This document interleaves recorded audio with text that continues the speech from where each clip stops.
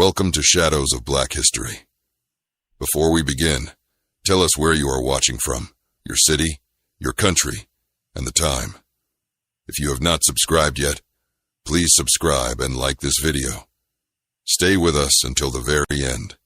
The story is heavy, emotional, and deeply symbolic. Now take a breath, remove distractions, and listen closely. This is a work of historical fiction inspired by the psychological and spiritual realities of slavery. It does not glorify violence. It examines trauma, faith, and breaking points under oppression. Virginia Tidewater, 1857, 31st December. The last night of the year carried a different kind of silence. The air was cold, sharp against the skin. Frost clung to the tall grass near the riverbank. Inside the Carter plantation house, candles burned bright. Laughter floated through open windows. Music spilled into the night. But down by the wash yard, where steam rose from iron pots and damp linen hung stiff in the winter air, there was no laughter. There was only mercy. Mercy had been born on that land. She had scrubbed its floors as a child. She had buried her mother beneath a crooked oak near the slave quarters. She had given birth to 2 sons who were taken from her before their voices deepened. She had stood still while traders inspected their teeth and arms. She had listened as prices were argued over their heads. That memory never left her. It moved with her. It breathed with her. The Carter family called her reliable. The mistress praised her silence. They said she worked without complaint. They did not see that silence was not obedience. It was exhaustion, hardened into survival. Every week she washed the family sheets. She scrubbed away wine stains and mud stains, and sometimes blood from hunting accidents. She carried basket after basket to the river's edge, where the water moved slow and dark. The river knew her footsteps.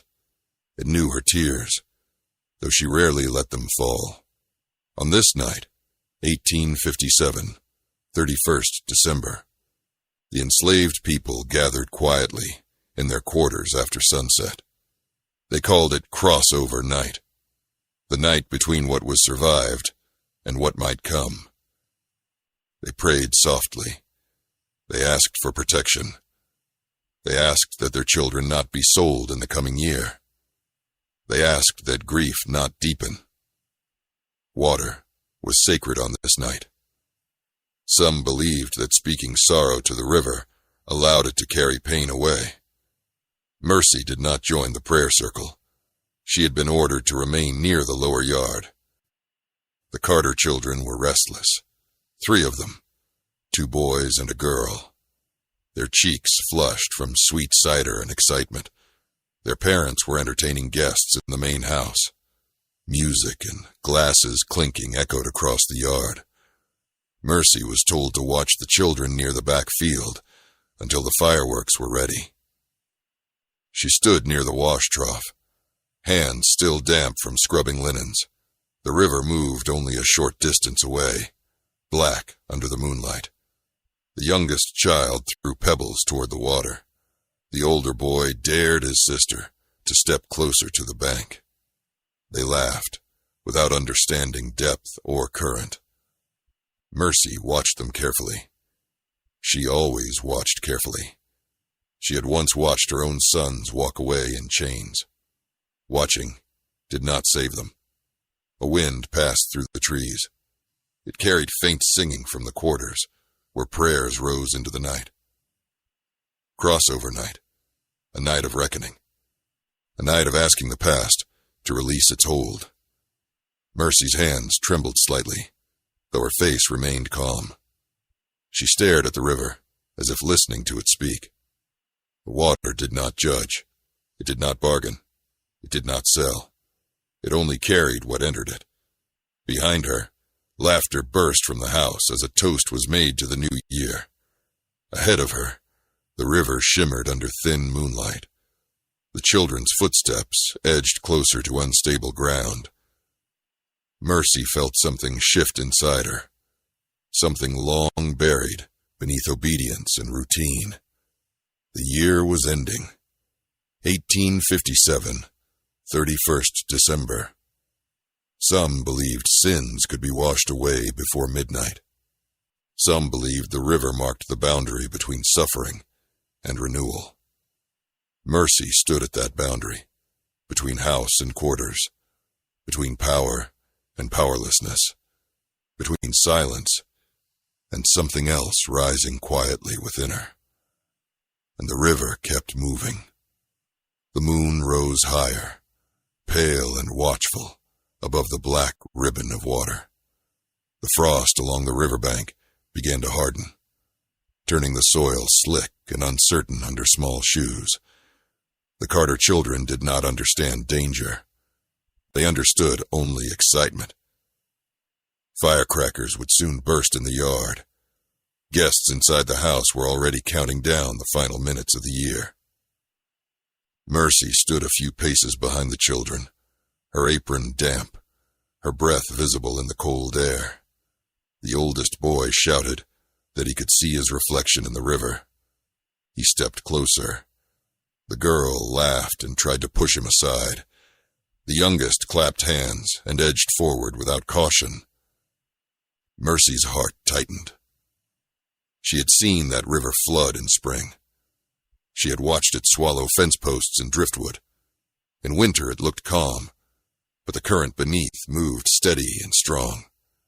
She knew its depth. She knew its pull. From the quarters, faint singing carried through the trees. The enslaved voices were low, but steady. They sang about crossing over Jordan. They sang about washing clean. The sound mixed with the muffled music from the main house. Two worlds layered over the same night. Mercy felt caught between them, anchored in neither. The girl slipped first.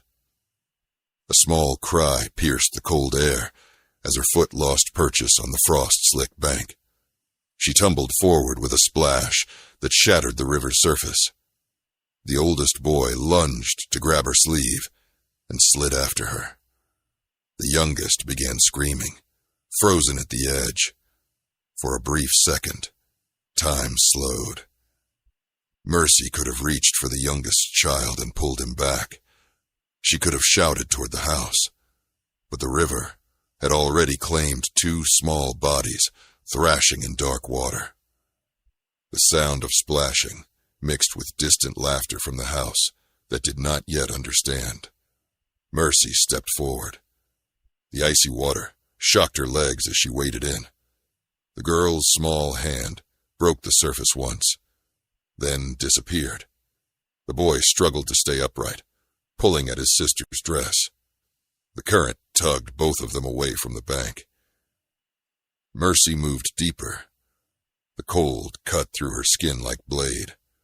What happened in those next moments would never be witnessed clearly by anyone else. Later, stories would argue about intention. But in that instant, Mercy felt weight of years pressed down upon her chest. She saw faces of her sons as traders led them away. She heard the crack of auctioneer's voice. She felt the emptiness of arms that once held children who were never returned. She reached the oldest boy first. His eyes were wide with terror. He clutched at her shoulders. For a moment, she held him above the waterline. The girl surfaced briefly beside them, coughing, struggling. Mercy's arms trembled, not only from cold, but from something breaking open inside her. The river surged. A branch struck her hip. The boy slipped from her grasp. The girl's dress tangled around Mercy's wrist. The youngest child on shore was screaming now, his cries finally cutting through the noise from the house. Lantern light flickered in the distance as someone stepped onto the porch. Mercy did not call for help. She did not scream. The river swallowed the children's cries, piece by piece, until only the current spoke, She stood waist-deep for several long seconds after movement ceased, her face empty, her hands submerged, as if searching for something already gone. When she finally walked back to shore, her dress clung heavy against her body. The youngest child stood shaking near the bank. Mercy lifted him without speaking and carried him toward the yard. By then, the music had stopped. Guests had noticed the screaming. The master's wife rushed down the steps, confusion turning quickly to horror. Voices overlapped. Questions flew. Mercy said nothing. She pointed toward the water once. Men ran, with lanterns and ropes. The master shouted orders. The river, indifferent, continued moving south. Before midnight struck, the bodies were found downstream, caught against fallen timber. The celebration ended in stunned silence. Fireworks never lit the sky. The year did not begin with cheers, but with weeping. Mercy sat on the ground near the wash trough, soaked and still. When asked what happened, she answered quietly, "The river takes what the river is given." Her voice carried no tremor, no visible grief, only exhaustion older than that night. In the quarters, crossover prayers shifted tone. Some whispered that tragedy had come because sorrow had not been healed. Others feared what punishment would follow. They understood how quickly blame could fall. Inside the big house, panic turned to fury. The master demanded explanation beyond accident, but no one had seen clearly. The bank was icy. The children had been playing too close. Mercy had entered the water. Whether she failed to save them or chose not to would remain shadowed. The year ended with candles extinguished early. 1857, 31st December, closed not with laughter, but with the sound of river moving through darkness, carrying secrets beneath its surface. By morning, frost covered the yard like thin white ash. The Carter plantation did not wake the way it usually did. No rooster calls were answered with shouting. No doors slammed open with routine command. The house was silent, except for muffled sobbing from upstairs rooms, where the mistress lay collapsed in grief. Servants moved carefully, afraid of being seen, afraid of being blamed. The master stood rigid near the front steps, eyes fixed on the river, beyond the trees. He had not slept. Anger replaced sorrow quickly. Grief twisted into accusation. He demanded that every enslaved person on the property be questioned. He demanded to know why Mercy had taken the children so close to the bank. He demanded to know why she had not screamed sooner. Mercy was brought before him just after sunrise. Her dress had been changed, but her hair still hung damp against her shoulders. She stood straight, hands folded, face empty of expression. The master paced in front of her like a man preparing for battle. He asked if she had slipped. She did not answer. He asked if the children had disobeyed her. She did not answer. Finally, he shouted, "Did you push them?" The enslaved people gathered at a distance, heads lowered. No one dared look directly at the confrontation. Mercy lifted her eyes slowly. There was no fear in them, only something heavy and unreadable. She said again, "The river takes what the river is given." The master struck her across the face. The sound echoed in the cold air. She did not fall.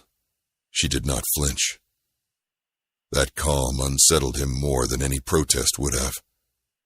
He ordered her confined to a storage shed near the smokehouse until authorities from the county seat could arrive. He wanted official ruling. He wanted the stain of scandal minimized. News traveled quickly through neighboring plantations. White families expressed shock.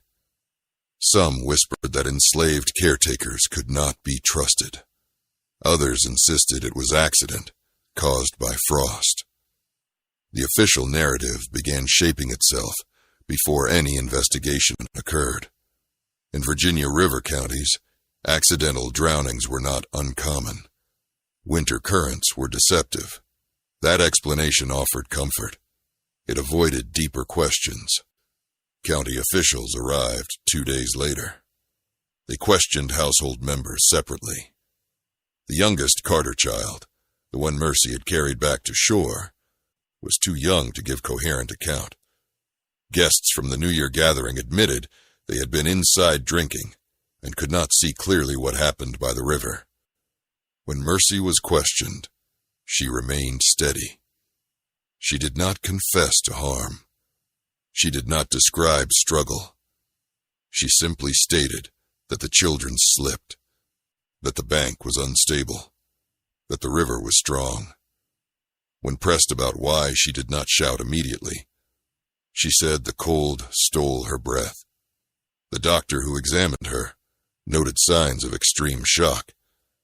He also mentioned what he called prolonged melancholy, common among enslaved mothers who had lost children to sail. That comment entered the report quietly. It provided alternative explanation. Grief could cloud judgment. Grief could slow reaction. The master, furious at the suggestion that his household conditions contributed to anything, demanded negligence charges. But bringing formal accusation risked public trial. Public trial risked testimony about the sale of enslaved children to settle gambling debts. The county officials weighed options carefully. Reputation mattered. In the end, the ruling declared the incident a tragic accident, compounded by servant failure to exercise proper caution. No murder charge was filed. No detailed trial occurred. The master was advised to remove Mercy from the property, to avoid continued unrest among enslaved workers, and to protect his family's standing. Within 3 months, Mercy was sold to a trader bound for Louisiana. The transaction was recorded in brief ledger entry. Female, laundress, approximately 35 years of age, price reduced due to temperament concerns. No mention of river, no mention of crossover night, no mention of grief. In the quarters, her absence left hollow space. Some believed she had chosen the river as instrument of justice. Others believed she had frozen in shock while accident unfolded. No one spoke openly. They understood that truth under slavery often became whatever protected power. The Carter plantation never celebrated New Year again with the same brightness. The mistress refused to look toward the river for years. The master rarely spoke of the children publicly, but in private moments, he avoided the wash yard entirely. And the river kept moving. It carried leaves in autumn. It carried ice in winter. It carried secrets year after year, indifferent to how they were remembered. Louisiana, 1858. The humidity felt different from Virginia. Thicker, heavier. The air near the bayou pressed against the lungs like damp cloth. Mercy arrived at her new plantation in late spring, sold under different name to distance her from whispers that had followed her sale. Records listed her simply as Mary, age uncertain, skills noted as laundering and household labor. No reference to crossover night, no trace of the river that had defined her final hours in Virginia. The Louisiana plantation operated along sugar fields rather than tobacco. Work was harsher. Sugar demanded relentless cutting and grinding. The enslaved quarters stood close to swamp water, where insects hummed through dusk. Mercy kept to herself. She performed assigned labor without complaint. Those who tried to learn her story received little more than silence, but at night, some said she walked toward the edge of the bayou and stood watching the water, as if waiting for a voice only she could hear. Among the enslaved in Louisiana, spiritual traditions carried similar echoes to those in Virginia. Water remained symbol of passage. Baptismal imagery merged with older West African beliefs of rivers as boundary between worlds. When word spread quietly that Mary had once been involved in drowning of white children upriver in Virginia, reactions were mixed. Some regarded her with fear, others with awe, others with sadness. She did not encourage any interpretation. She never told the story herself. Years passed. The Civil War erupted in 1861, though news reached plantations unevenly. Enslaved people heard rumors before confirmation. They sensed change in the way overseers tightened control. They noticed whispers among white men about secession and federal troops. Mercy listened but did not speak. Her face remained as unreadable as it had been on that winter riverbank. When Union forces advanced deeper into the South and emancipation began unfolding unevenly across regions, the Louisiana plantation shifted abruptly. In 1863, Union troops passed within miles. Some enslaved men fled to enlist. Others remained, uncertain of protection. Mercy stayed until official confirmation of freedom reached the parish. Freedom did not erase memory. It did not return her sons. It did not answer whether that night in Virginia had been accident or deliberate release. It did not silence the river in her thoughts, but it altered her status from property to person. That shift mattered. After emancipation, Mary chose not to reclaim the name Mercy publicly. She settled in a small community of freed people near Baton Rouge. Census records from 1870 list a woman named Mary Carter, laundress, age approximately 47, birthplace Virginia. Scholars cannot confirm with absolute certainty that this was the same woman, but the timing and trade routes align plausibly. Like many formerly enslaved women, her identity blurred in paperwork that rarely preserved precision. In local church gatherings, an older woman known as Mary sometimes spoke during crossover services on the last night of the year. She warned younger women about carrying grief alone. She spoke about how sorrow can turn water dark inside the soul. She urged them to pray together rather than isolate pain. Those who heard her later said her eyes held distance when she spoke of rivers. Back in Virginia, the Carter plantation slowly declined after the Civil War. Labor systems changed. Land was divided. The big house aged. By the late 19th century, descendants of the Carter family rarely mentioned the New Year tragedy in official histories.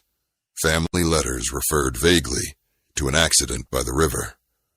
The laundress was described as unstable. That framing preserved their own innocence. Yet, among black families in Tidewater counties, the story endured differently. It became parable, whispered during crossover nights, not as celebration of harm, but as warning about what prolonged grief can do. Mothers told daughters that pain must be spoken before it hardens.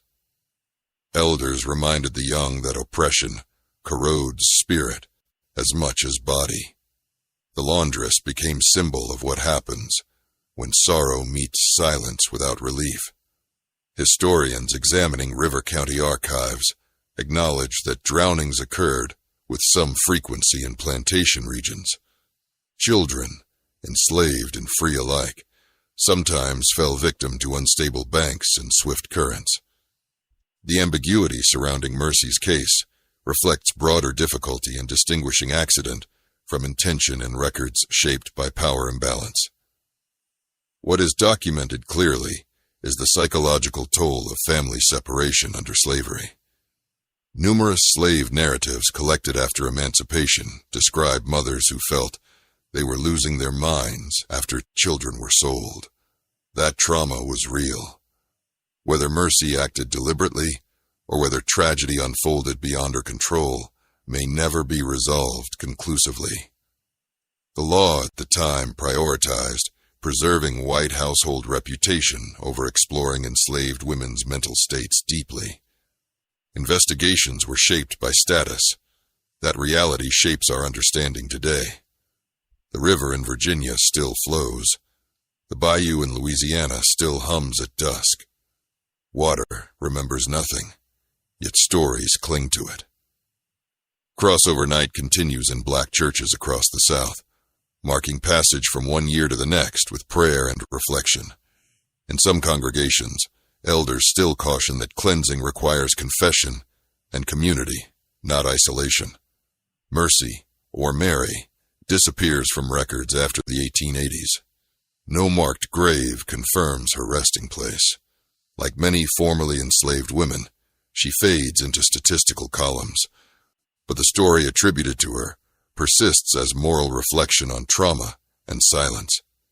This narrative is not told to glorify drowning or vengeance. It is told to confront how systems of oppression fracture the human spirit. Slavery forced enslaved women into nurturing roles for families who profited from selling their own children. That emotional contradiction created unbearable strain. Under such pressure, tragedy, whether accidental or intentional, was always close. If this continuation made you reflect deeply, tell us where you are watching from, your city and your country. Share your thoughts respectfully. And if you have not subscribed to Shadows of Black History, please subscribe and like this video, because examining the psychological weight of slavery helps us understand that history's darkest waters were not only rivers outside the body, but rivers of grief carried within it. Years moved forward like the river itself, steady and indifferent. By the turn of the 20th century, the plantation that once echoed with laughter on 1857, 31st December, stood weathered and quieter. The Carter house changed hands. New owners repaired porches and repainted shutters. The riverbank shifted slightly with each flood season, erasing exact spots where footsteps once pressed into frost. Physical evidence faded. Memory did not. Among black families in both Virginia and Louisiana, crossover night continued as sacred tradition. On the final night of each year, congregations gathered to pray into midnight. Elders sometimes spoke about water as purifier, but they also spoke about accountability. They warned that pain, left unspoken, can poison the spirit. Though Mercy's name was not always mentioned directly, her story shaped the tone of those warnings. She became quiet symbol of how unchecked grief can break a soul. In historical research, scholars often confront stories passed through oral tradition that lack full documentation. The laundress who drowned the master's children appears in regional folklore collections recorded in the early 20th century. Some versions describe her as mad with sorrow. Others portray her as agent of divine reckoning. A few insist it was simple accident, magnified by rumor. Each version reflects the teller's worldview more than verifiable fact. Yet all versions agree on the central truth that slavery inflicted wounds deep enough to unbalance minds. Psychologists studying trauma in enslaved communities note that forced family separation, public humiliation, and chronic powerlessness created long-lasting psychological strain. Modern language names such strain complex trauma. 19th century records rarely used that term. Instead, they described enslaved women as melancholy or unstable without examining root cause. Mercy's reported silence, her flat responses, her distance after the river, align with patterns recognized today as dissociation under extreme stress. The Carter family's private letters, preserved in fragments within Virginia archives, reveal avoidance. One descendant wrote in the 1870s that the New Year accident should never be discussed publicly again. That instruction reflects how families protect narrative. They reshape events to guard dignity. In doing so, they often erase the humanity of those with less power. Meanwhile, in Louisiana parish records, a woman named Mary appears in church membership rolls through the 1870s and early 1880s. No direct mention links her to the Virginia drowning, yet age and birthplace correspond. She is listed as laundress. She contributes small amounts to church fund for widows. In one entry, a note beside her name reads, "Faithful but quiet." That description mirrors the silence that followed her across states.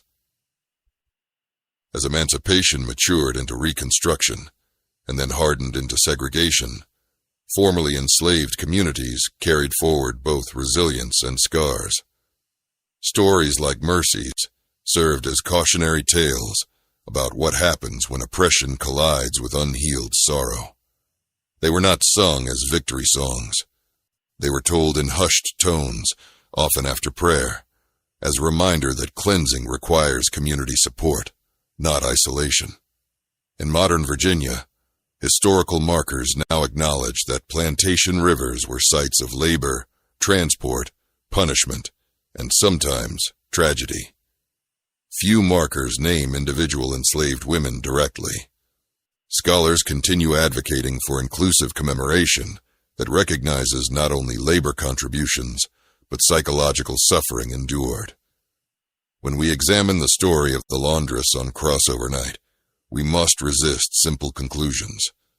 Was it calculated act? Was it accident worsened by shock? Was it spiritual crisis breaking into action? The surviving documents cannot answer definitively. What they can confirm is that slavery created impossible, emotional contradictions. Enslaved women were expected to nurture children whose parents commodified their own. They were denied protection while bearing responsibility. Under such strain, tragedy was never far away. Water flows without memory, yet people remember. Crossover services across the South still close each year, with prayer that burdens not follow into new seasons. Congregations hold hands as midnight approaches. They ask for cleansing of sins, yes, but also for healing of grief. The language is softened over time, but the need remains constant. Mercy's story endures, not because it offers clear hero or villain, but because it exposes fracture. It reveals how systems built on ownership corrode compassion. It reminds us that emotional survival under bondage required strength beyond measure.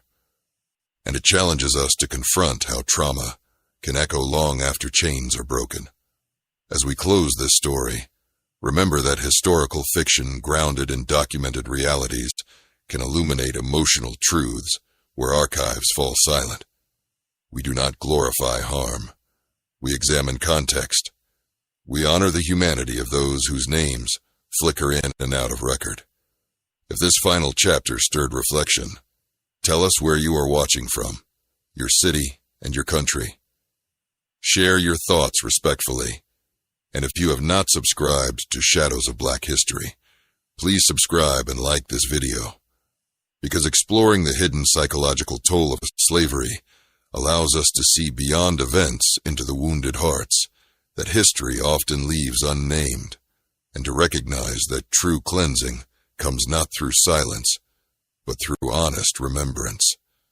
Long after the 19th century closed and new centuries brought railroads, telegraphs, automobiles, and electric light, the river in Virginia continued its quiet movement toward the sea.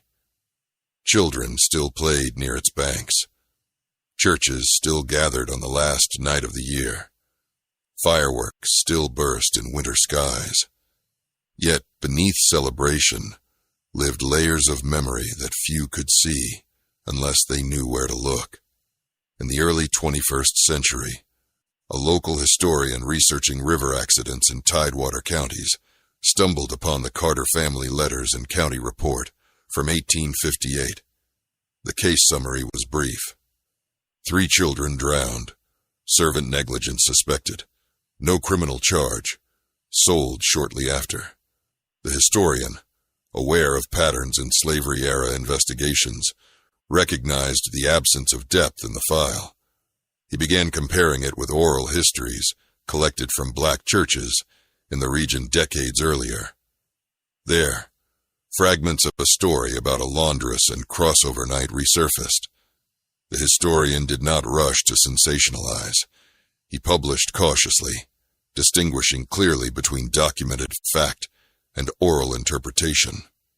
He emphasized the psychological context of enslaved motherhood. He cited slave narratives where women described numbness after their children were sold. He referenced research on dissociation under trauma. He concluded not that the laundress committed ritual revenge, but that the environment of slavery made tragedy, whether intentional or accidental, more likely and more misunderstood. Community discussions followed. Some white descendants of Tidewater families resisted reopening painful episodes. Others acknowledged that silence had protected comfort at cost of truth. Black congregations welcomed the recognition that their oral traditions carried historical value, even when archives were incomplete. Dialogue replaced rumor. Scholarship replaced myth. Meanwhile, in Louisiana, parish researchers digitizing church records uncovered additional notes about Mary, the laundress from Virginia. One entry from the early 1880s recorded that she led prayer on crossover night, urging women to release sorrow together rather than alone. That small line did not confirm the drowning story, but it suggested awareness of grief's danger. It hinted that whatever happened on 1857, 31st December, shaped her understanding of survival. Modern mental health scholars examining generational trauma often cite slavery as a foundational wound in American history. They note how unresolved grief can echo across generations if unspoken. Mercy's legend, passed through whispered retellings, functioned as communal processing of that grief. It warned of isolation. It called for shared prayer. It acknowledged that oppression injures mind as deeply as body. Today, when crossover services take place across the South, congregations hold hands and count down to midnight. They pray for cleansing, not of vengeance, but of bitterness. They ask for healing of ancestral wounds. Few know the details of a laundress by a river in 1857, but the spiritual instinct remains. Water symbolizes release. Community symbolizes protection. The Carter plantation no longer stands intact. Portions were dismantled. Portions collapsed.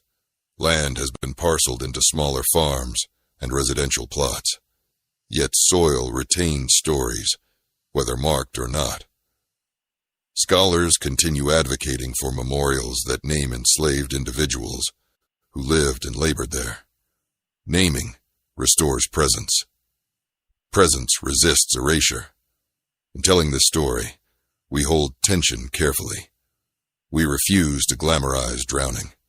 We refuse to simplify tragedy into revenge myth without evidence. We acknowledge the brutal psychological conditions of slavery that could fracture anyone's spirit. And we recognize that truth sometimes lives between archive and memory. Mercy, Mary, the laundress, whatever name she claimed in her final years, remains figure-shaped by context more than by single act. Whether the river claimed the children through accident or through a moment of broken resolve, the deeper indictment lies with the system that created unbearable contradictions. A woman robbed of her own children was expected to guard the master's. A heart hollowed by sale was expected to nurture without bitterness. Such expectations defy human nature. As we step away from the riverbank of this narrative, remember that history's darkest waters often conceal invisible wounds. Healing begins not with denial, but with acknowledgement. It begins when communities choose to speak openly about grief, rather than bury it beneath pride. If you have walked with us through every chapter of this story, thank you. Tell us where you are watching from, your city and your country. Share your thoughts with care and respect. And if you have not subscribed to Shadows of Black History, please subscribe and like this video.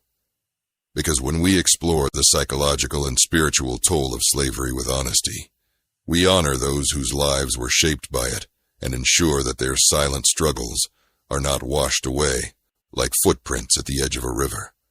As time stretches further from the year 1857, 31st December, the distance can create illusion that such pain belongs safely in the past. Yet history is not a sealed room. It breathes into the present through memory, policy, culture, and inherited emotion. The story of the laundress by the river forces us to ask not only what happened, but what conditions made such a night possible. Modern historians examining slavery emphasize that control over black motherhood was central to the system. Enslaved women were denied legal protection over their children. They could not prevent sale. They could not challenge relocation. That powerlessness was deliberate. It ensured labor supply and reinforced authority. The emotional cost of that design rarely appears in plantation ledgers, but it is documented in narratives collected after emancipation. Mothers described feeling as if parts of themselves had been amputated. When we consider Mercy's silence by the river, whether in shock or indecision, we are confronted with the psychological toll of repeated loss. Trauma researchers today speak of cumulative grief. Loss layered upon loss until the body no longer reacts in expected ways. Numbness replaces panic. Stillness replaces struggle. What might look like indifference can be mind's defense against overwhelming pain. Communities that carried this story forward understood that danger. They did not retell it to celebrate harm. They retold it to caution against isolation. In crossover services, elders often stress that no one should enter a new year alone with buried sorrow. Prayer circles form intentionally. Hands are held intentionally. The lesson beneath the legend is communal healing. In recent years, river memorial projects across the South have begun marking sites associated with slavery. Some acknowledge slave markets. Others mark burial grounds. A few now include references to domestic labor and household trauma. Expanding public memory beyond field labor alone reflects deeper scholarship. Slavery infiltrated kitchens, nurseries, wash yards, and private grief. Educational programs increasingly integrate discussions of mental health into studies of slavery. Students learn that enslaved people were not merely passive victims, nor constant rebels. They were human beings navigating impossible contradictions. Their responses ranged from endurance to resistance to collapse. Recognizing that spectrum restores complexity to their humanity. The legend of the laundress endures because it speaks to that complexity. It does not offer comfort. It offers confrontation. It forces listeners to consider how systems built on ownership corrode empathy on all sides. It challenges simplistic narratives of villain and victim by highlighting how trauma distorts behavior. As descendants research their own family histories, some discover ancestors who labored in laundries, kitchens, and nurseries of plantation homes. They begin to ask what emotional burdens those roles carried. They examine church minutes and Freedmen's Bureau records, searching for glimpses of inner life, rarely documented. Each discovery expands understanding beyond economics into lived experience. The river still flows in Tidewater, Virginia. On cold winter nights, frost still gathers along its banks. Children still play near water, though now with fences and warnings. The past cannot be undone, but it can be acknowledged. And in acknowledgement, there is possibility for growth rather than denial. When we speak of cleansing, we must be careful. Cleansing is not erasure of history. It is release of silence. It is willingness to name pain honestly, so that it does not harden into myth or bitterness. The enslaved communities who created crossover night traditions understood this instinctively. They prayed not to forget, but to survive with spirit intact. Mercy's name may never appear in a definitive legal archive linked to that night beyond doubt. But the emotional truth her story carries is grounded in documented reality. Slavery inflicted deep psychological wounds. It placed women in roles of care while denying them care. It demanded obedience while denying justice. Under such strain, tragedy, ambiguity, and sorrow were inevitable companions. As we close this extended narrative, let it serve as a reminder that history's darkest moments often reside in spaces between official reports and whispered memory. It is our responsibility to approach those spaces with humility, evidence, and compassion. If you have stayed through every reflection, thank you.